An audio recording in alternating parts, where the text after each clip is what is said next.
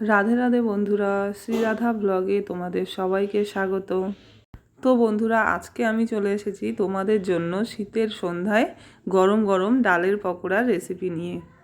তো এখানে দেখতেই পাচ্ছ যে 300 গ্রামের মতো আমি মুসুর ডাল ভালো করে ধুয়ে 2 ঘন্টা আগে কিন্তু ভিজিয়ে রেখেছিলাম। আর এখন কিন্তু মা আমাকে ডালটা বেটে দিচ্ছে, যেহেতু মিক্সিটা আমার খারাপ হয়ে গেছে।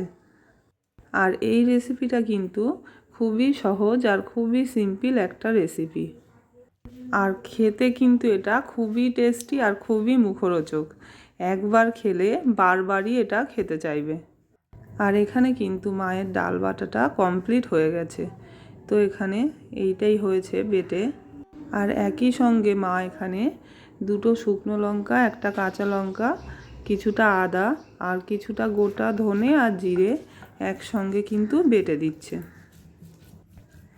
আর এদিকে আমাদের নানটে চলে এসেছে, আর ও এসে কিন্তু জয় নিতাই করছে 2 হাত তুলে।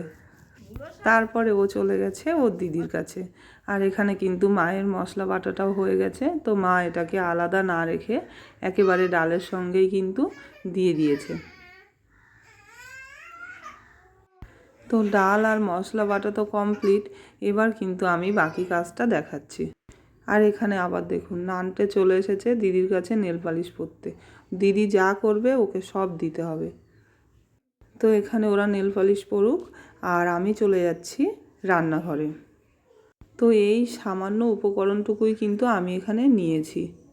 এখানে দেখো একটু কাঁচা লঙ্কা কুচি করে কাটা, আর গোটা জিরে, আর এখানে কিন্তু 2 চামচের মতো চালের গুঁড়ো, আর ওখানে তো ডাল আর মশলা বাটাটা তোমরা দেখতেই পাচ্ছ। তো এইটুকুই আমি নিয়েছি, আর এখন এগুলোকে আমি একসঙ্গে মিশিয়ে নেব। তো এখানে দেখো আমি কি দিয়েছি। এখানে লঙ্কাটা জিরেটা দিলাম, আর এখানে চালের গুঁড়োটা আমি 2-2.5 চামচ মতো দিয়েছি, আর যেটুকু ছিল 2-2.5 চামচ মতোই দিয়েছি।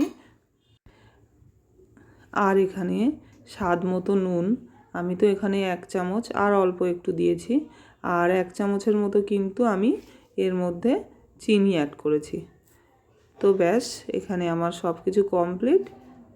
এবার কিন্তু এটাকে খুব ভালো করে ফেটিয়ে নিতে হবে, সুন্দর করে মেখে নিতে হবে।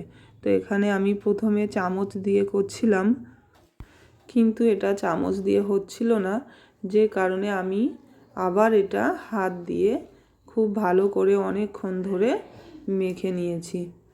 আর এই মাখাটাই কিন্তু সবথেকে বেশি ইম্পর্টেন্ট, কারণ মাখাটা না ভালো হলে, ফেটানোটা না ভালো হলে বড়াগুলো কিন্তু ফুলবে না আর ভালো হবে না। তো এখানে আমার ডাল মাখাটা হয়ে গেছে, আর এখানে আমি কিন্তু গ্যাসে কড়াই বসিয়ে আমি কিন্তু এখানে সর্ষের তেলই দিয়েছি। তোমরা কিন্তু এটা সাদা তেলেই ভাজতে পারো, আমার কিন্তু সাদা তেলটা ভালো লাগে না। তো সেই কারণে আমি সব কিছু কিন্তু সর্ষের তেলটাই বেশি ব্যবহার করি। আর সর্ষের তেলে কিন্তু এই পকোড়ার টেস্টটা আরও ভালো আসে, তো সেই কারণে আমি এটাই ব্যবহার করি। আর এখানে দেখো আমার তেলটা গরম হয়ে গেছে। তো আমি এখানে বাটি থেকে ডাল নিয়ে ছোট ছোট করে কড়াইয়ের মধ্যে পকোড়ার আকারে দিয়ে দিচ্ছি। তো খুব বেশি একেবারে আমি এখানে দিইনি, আমি কিন্তু তেলের পরিমাণ মতোই কড়াইতে পকোড়াগুলো দিয়েছিলাম। তো বন্ধুরা, তোমরা কারা কারা ডালের পকোড়া খেতে পছন্দ করো আমাকে কিন্তু অবশ্যই কমেন্ট করে জানাবে। আর যদি তোমাদের আমার ভিডিও ভালো লাগে তো আমাকে অবশ্যই লাইক করে দেবে, আর আমার ছোট্ট চ্যানেলটাকে কিন্তু সাবস্ক্রাইব করে দেবে। আর এখানে আমার পকোড়াগুলো দেওয়া কমপ্লিট। এবার কিন্তু আমি সাথে সাথে নাড়াবো না, এটা একটু শক্ত হয়ে আসার পর তারপরে কিন্তু আমি এটা নেড়ে দেব।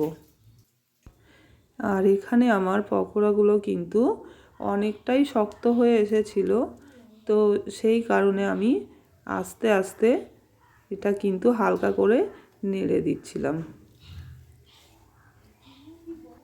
আর এইভাবেই কিন্তু আমি পকোড়াগুলোকে বেশ কিছুক্ষণ ধরে নেড়ে চেড়ে এইভাবেই ভাজতে থাকবো, যতক্ষণ না পর্যন্ত এটা একদম লাল হয়ে আসে।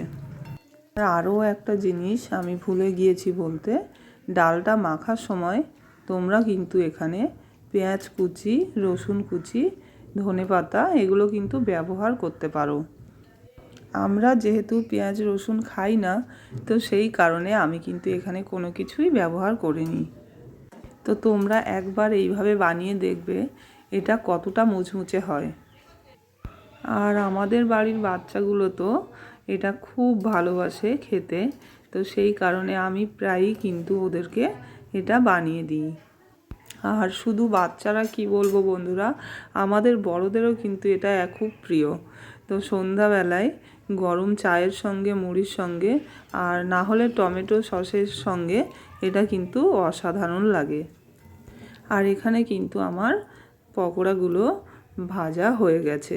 তো দেখো এগুলো আমি এখন তুলে নিচ্ছি।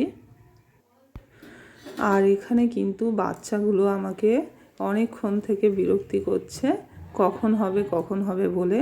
তো তাই আমি আগে এইগুলো ওদেরকে দিয়ে দেব, তারপরে কিন্তু আমি আবার বাকিগুলো ভেজে নেব। তো ভিডিওটা ভালো লাগলে অবশ্যই কিন্তু আমাকে একটা লাইক করে দিও। আর আমি এখানে ওদেরকে গরম গরম পকোড়া টমেটো সসের সঙ্গেই কিন্তু দিয়েছিলাম। আর আমার আজকের ভিডিও এই পর্যন্তই। আমি ফিরে আসব আবার নতুন কোনো ভিডিও নিয়ে।